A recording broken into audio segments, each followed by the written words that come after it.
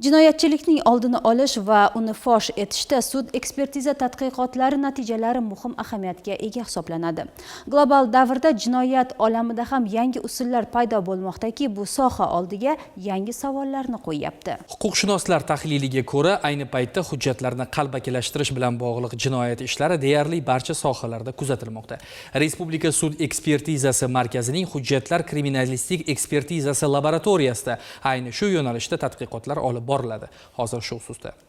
Sud haddshunoslik ekspertizasi kriminalistik ekspertizalarning eng ko'p tarqalgan turlaridan biri bo'lib, jinoyat va fuqarolik ishlari bo'yicha obyektiv haqiqatni ochish imkonini beradi. Hozirgi kunda ushbu yo'nalishda laboratoriyada meros, imzolarni qalbakilashtirish, bank hujjatlari ishi bo'yicha qator tadqiqotlar olib borilmoqda. Sud haddshunoslik ekspertiza tadqiqotlarini olib borishda mikroskop, regular 4308 komparatordan foydalanamiz. Afzallik jihatlari imzoni identifikatsion belgilarini aniqroq ko'rishga yordam beradi. Ya'ni inson ko'zi ko'rmaydigan imzolarni kattalashgan hajmda ko'rish mumkin. Asosan bizda hozir fuqarolik, iqtisodiy va tergov qadar tekshiruv tadqiqotlar tayinlash to'g'risida qaror ajrimlar kelib tushmoqda.